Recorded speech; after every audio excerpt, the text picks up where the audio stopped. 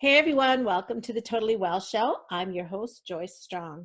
The Totally Well Show is a place where we get curious, ask questions, and explore everything to do with health, wellness, fitness, personal development, helping people, and all the things it takes to help you live a strong, joyous life. Today's episode is about gut health, and I have two experts, father and son team, Mahmoud and Afif Ghannoum. Dr. Ghannoum is a professor at Case Western and has been researching fungi for most of his life, and his son is CEO of Biome Health, which produces actionable steps you can take once you understand from their testing what is in your gut, and also provide some quality probiotics, prebiotics, and other supplements that you can take to supplement a healthy lifestyle. And that is really the key message and takeaway that I got from Dr. Ghannoum and Afif, his son, is that really the foundation has to do with what we eat, when we eat, how we eat, our stress management, our sleep, our sense of well-being. So they really have a wonderful holistic approach, and explain to me why we can help with weight loss, and we can help with autoimmune conditions and digestive issues, and go beyond some of the barriers that we've run into before by taking a holistic viewpoint. So we're going to talk about bacteria and fungi and biofilm and lifestyle in this episode. Please reach out to me. Let me know if you have questions. And in the show notes, you'll find all the ways to reach Dr. Mahmoud Ghannoum and Afif Ghannoum, and their websites and their Instagram handles and all that good stuff. So thanks so much for tuning in to Totally Well. I would love to hear from you. So please DM me, reach out, email me. I love questions. So with that said, on to the show. Enjoy. First of all, thank you very much for having us on this call. Afif and I were really looking forward to having the podcast with you. A lot of people approach me with different kinds of gut tests, and the more I'm learning, the less I feel I know. It's getting confusing. So what is it that you look at with your test? You mean like what organisms? Yeah, so you're using stool, first of all, right? Because I've had a company approach me that does a blood test and looks at metabolites. Yes. As opposed to stool. So let me take a step back. So the first thing that I think is important is that the testing we do is the actual testing my dad does for NIH level clinical trials. So on the bacterial side, it's called 16S, which if you're familiar with it, that's probably something you've heard before. And then on the fungal side, it's ITS, right? So what we're doing is we're basically doing a giant blast to see what is going on in your GI. Fecal sample, sort of the state of the art, is to get it from a fecal sample. That doesn't mean over time that other ways to do it will not come about, but to get the most accurate measurements, fecal sample seems to be the standard of the industry, right? And so, for example, like the problem is there's a little bit of an ick factor with fecal samples for some people, for some people not. So we've even looked at, can you do it orally? Can you do it different ways? The problem is you can still get some level of measurement. The accuracy of what you're measuring starts to be tougher the further you get away from actually sampling from the GI, which is through a fecal sample. Now, once we actually sequence, we see everything that's in the gut, but we don't report everything that's in the gut. Why? Because it's picking up transient organisms that are from something you ate last night, other organisms that really have no correlation to health and wellness. So really what we do is we concentrate on what we call like the core microbiome, which is about 60 organisms, partly bacterial, partly fungal, that are actually tied to health and wellness outcomes, right? So those are important because you can actually impact them. Now, some people will ask, okay, well, what about viruses? There are viruses in the microbiome. So there are viruses in the microbiome. There's two issues. One, the science is very, very, very light on actually tying microbiota viruses to health and wellness outcome. The other is that the testing methodologies are very unreliable when it comes to consistently and predictably picking up viruses in the GI. So we basically, our view is if it's good enough for Case Western School of Medicine and the NIH, it's good enough for us. And so we're looking for the bacteria and the fungi. And again, this is what I would tell people also. More data is not necessarily better data, right? Because you can end up having basically a ton of data that's meaningless. So really, it's what you end up actually being able to interpret out of the data. That's why, you know, what we've seen our own test report over the last 3 years really be refined, so that we're presenting people with what's actually going to be useful, you know? So yeah, because again, otherwise people, they just get frustrated. It's very much like a credit report. I want my credit report and I want my credit to be good because it helps me get lower interest rates. It gives me access to other credit. I don't really care necessarily why my credit score is what it is. I just want to know that it's good. And if it's good, great. And if it's not, well, what can I do to optimize it? But I'm not, it would be almost meaningless to me to get a giant report and be like, you know, all these various factors that come into my credit score. So that's, again, that's an industry that figured that out, and they kind of give you a dial and you see where you're at. We took a page out of that book and said, listen, if you want all the detail, it's in the back. But really what you're trying to figure out is where's my gut at and what can I do to optimize it? So that's really how we've honed the action steps. Yeah. Action and functional. Yeah. The functionable, the actionable steps, as you said, exactly. The other thing which we do is we collect also personal data from people. Like, for example, do they sleep well? Do they exercise? What type of food they have? Are they on antibiotics or whatever sort of medication? And then we then look at, when you get the report, you get both your profile of microorganisms, but at the same time, how your lifestyle is affecting this pattern, okay? And we have nutritionists in our team where they can guide people, you know, this is what you really need to do. This is what we found. Like, for example, we found a lot of increase in the phylum Protobacteria. Protobacteria is a pro-inflammatory phylum. So what to do about it? Take fibers, take vitamin D3. This definitely will try to rebalance it. So there are specific recommendations. And as you say, we cut out the noise of, because, you know, you can when you do analysis, you may get more than 1,000 organisms. What does it mean? Yeah, that's always been my problem. It's like all this information, how do you, it's the same thing as when we try to give medications for things or even supplements. It's like, how do we know this is the right concoction, the right mix? That's why I always go back to, you know, what would a cave woman do? You know? Yeah, and look, you hit the nail on the head, because one of the things we see is that, you know, if you're taking a microbiome test, you're probably dealing with some digestive issues and you probably feel like you don't know what else to do. The reality is what we see, and this is just math, we see in our data, the percentage of people that actually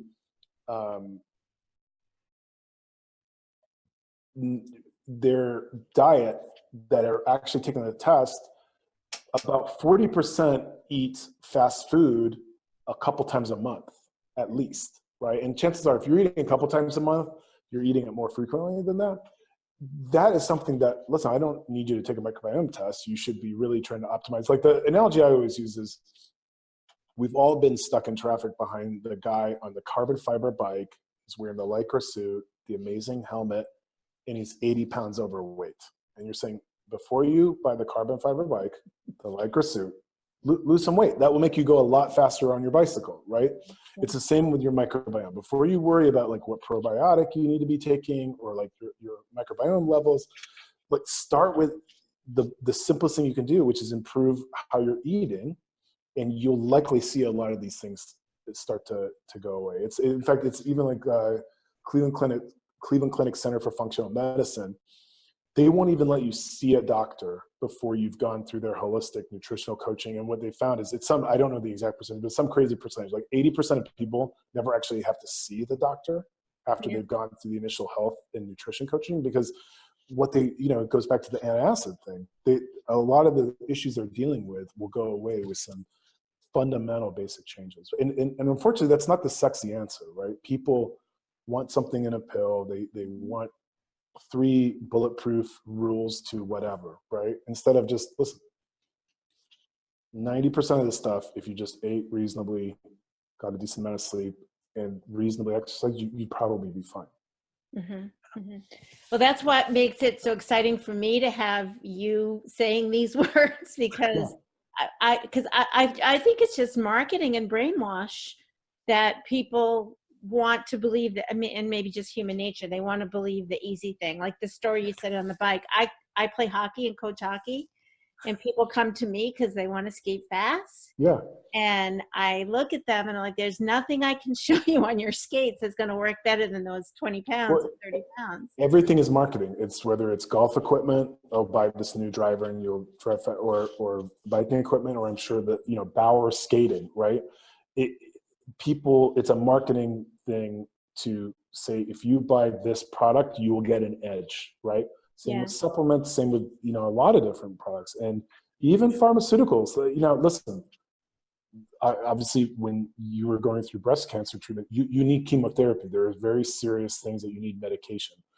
But even big pharma advertises, are you dealing with this? There's a pill for that. Are you dealing with that? There's a pill. Now, that doesn't mean medication's unnecessary. It just means it might not be the only thing you can be doing to optimize your life, because that's a reverse problem too. I saw, I was at the Mind Body, actually my dad and I were at the Mind Body Green Conference a couple of years ago, and there was a presentation called basically "Don't Let Your Wellness Get in the Way of Your Wellness." It was about a lady who wasn't feeling well, having digestive issues, used probiotics, like big into yoga, did all these holistic things to try and feel better. She didn't feel better. When she finally went to a physician, she had like stage 3, or maybe 4, but definitely 3 cancer. And so her whole message was that she was so anti-traditional medicine and doctors and medication that she had waited too long to get into a doctor. Do you know what I mean? So it's very easy, and it's sort of like just the American way, like dairy, we should eat less dairy. That means I should have no dairy. I should exercise more. That means I should do 2-hour spin class. No. Just moderation is really the key to a lot of this stuff. Now, sometimes you need more than moderation, right? And that's where some of these things, like, you know, we always say a dietary supplement should be supplementing proper diet, not, you know, eat whatever you want and then just pop a probiotic, you know? It's not an excuse for eating poorly. You can't run a bad diet. Yes. Exactly. Yes, absolutely. Yeah. Well, these are all the things that I work with people, and the struggle is to get them to believe it, invest in it. You know, they'll come to me for weight loss, autoimmune, or GI issues, right? Or some combination. And they'll want it fast. They want an answer. They want a concrete answer. And I'm like, even like a test like this is just guidance. Look, it's no different than anything else in life. I've heard this quote a lot the last like week, because it's, you know, obviously the new year and the beginning of a new decade, right? And basically they say people overestimate what they can do in a year, underestimate what they can do in 10 years, right? It's the same with diet, food. Like, so you're probably overestimating that you can make a giant change in 2 months, right? By whatever you're doing. But if you stick with it for like a year, you will lose weight. You will feel better. It's just, it takes a minute, but you'll see those results, you know? And it's not rocket science. We literally see thousands of these microbiome tests. We see thousands of these people. We see the exact same thing. You know, it's empirically, like, if you're not feeling well and you want to feel better, 90% of the way there, assuming like no genetic issues or autoimmune issues or those things, you can probably do it through diet and proper lifestyle alone. You don't need anything. And that's what's so interesting about the power of the microbiome now, with so many studies. It's really teaching us, like, look, if we can control what is in our gut, we will impact others. It doesn't mean that you are completely gonna be 100%, especially, as you say, if you have genetic issues and the things which beyond your control and you need to take care of it. But trying to balance your gut will also help the other approaches, which is the traditional medicine approach, you know, because you are gonna have better gut. At the same time, you are addressing the core of the problem of a given disease. Together, they will be very helpful, rather than just one shot in one direction. Yeah, and listen, just to be clear too, like supplements have a great place and are a great tool in the health tool belt, right? Like things like fish oils, a rock solid probiotic, like these things can be very good for your health. It's not to say obviously you shouldn't use any. It's saying that they have their proper place in the health paradigm. And again, it's just the nature of, like we were saying earlier, just business practices. It's a lot easier to sell people on the dream of just do this and you will get these results. It just doesn't work that way. Even like weight loss pills, where it seems like they've cracked down on them a lot more recently. But even those, you'd always see the little script that the people showing use this as part of a proper exercise and diet routine, right? So but like again, like a probiotic, what we look at is it's really the new multivitamin. It's very much like brushing your teeth, right? No one brushes their teeth and says, okay, great, I'm done for the next 4 months. It's maintenance. Why? Because the mouth is very dynamic. There's saliva, you're eating food. There's a lot going on in there that you need to continuously maintain. Biofilms build up. Your GI is very much the same thing, right? It's constantly getting impacted by foods, by stress, all these things. Now, comparing that to your skin, where your skin, if you have like a scratch or something, you put some ointment on, you cover it with a Band-Aid, it's pretty much going to be undisturbed, right? So you can kind of one and done it. Your gut and your oral cavity. Yeah, it's dynamic. It's a dynamic system which it changes. That's why it's very important to have a long view with this. Like as you said, you cannot just follow a diet for 1 month. No, I mean in the book we say this is a really not just the 20 weeks or 20 days plan. This is a way of life. If you start to adopting it so that you have the right proteins, the right carbs, the right fats, then this is going to be helpful. And also at the same time, you have the choice of good ingredients to make. Yeah, it's incredibly tasty food. It's for a long time. That's something that people have not have lost track of, is that diet has unfortunately become code for I have to do this. Like it's incredibly tasty foods, and that's one thing we spent a lot of time. Like a lot of people have said this. It's a it's the ultimate compliment to us. So a lot of people said, well, it almost looks like a food channel book, because tons of recipes, tons of really nice photos. Because I can recommend some jujube from the Amazon that will help you. It's useless because people won't eat it. Right. Yeah. So you have to make things accessible. You have to make things actually tasty. Well, it makes sense to me that a doctor and his son would put together a recipe book if you think food is medicine, right? Exactly. Yeah, it's really neat. And also we enjoy, Afif and I am so lucky to have him as my son, first of all. And also we work together and we enjoy it. And sometimes I go into my old hat. I'm dad, so you listen to me, but it doesn't work. Well, Joyce, the ultimate example of our relationship is this painting behind my wall where my dad's in a bear suit. That's how I keep him grounded. Well, you're so kind to share your knowledge and your all the work that you've done, and to make it accessible. And just again, it makes me feel more powerful that my message of personalizing your approach, taking it slow. I remember, Mahmoud, you were saying sometimes too much, too fast. It doesn't mean it's bad. It's just your body's not adapted to all that fiber. So exactly. That's why, like in the total gut balance, what we say, we have 1 week to ease into the diet, because you can imagine you are eating different types of food and suddenly you are changing into healthier one. Your body is not used to it. So it's going to take some time. So try the first week. If it's not, extend it for another week, and then your body get used to it. And then you will be able to transfer into the long term. So you just need to adapt your gut to the new way of eating, exercising, try to have less stress. We talk to people a lot of the time. Look, we are all stressed out. We are all working very hard. We have families. Let's try to control the stress. Try to take a few minutes in a day just to don't think about anything. Do yoga. And these are all very, very, very helpful to people. Yeah, well, it's good to hear because that's what I recommend for my folks too, is find, really that holistic picture, and being able to then say, we can test you and get some guidance, or you can add these supplements. I just feel more confident in recommending things that have, so thoughtfully placed in the big plan. Yes, yes.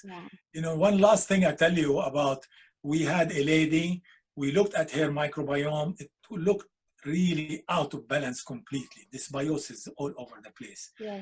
And then we looked at her diet, and she is eating good food, really good food. And then the last resort is looking at the questionnaires, and we looked at the questionnaires, and she had severely stressed. So he said, oh my God. And of course, because of the gut-brain axis, this is very clear that stress definitely will affect your microbiome.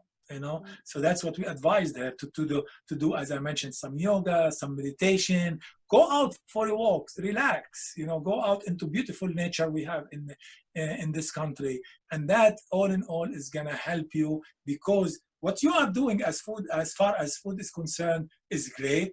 We need just this other piece to adjust, and then hopefully you will be great. Oftentimes I'll tell people their first week is just to notice, and I won't put people on diets anymore. The traditional, that code word for being going without or being deprived. We're going to adjust your eating. We're going to experiment week to week. We're going to reevaluate. But it's not, that word diet is out for me now. I think the body will adapt, and the signals will start working right when you feed it well and do these other things, sleep, meditate. Yes, definitely. So, well, I'm so grateful for your time today, both of you. Absolutely. And in the show notes include your new book, The Total Gut Balance, which I can't wait to read. I was like peeking on Amazon at the preview pages. So. Oh, great. Thank you very much. Listen, a great pleasure. And please don't hesitate to contact us anytime if we can be of help. Yeah, I may have a question from time to time, if you don't mind. That would be really awesome to be able to have some answers. So I appreciate your support and help, and for leading the way in prevention. Thank you. Thank you very much. All right, you take care. Yeah, we'll be in touch. Yeah.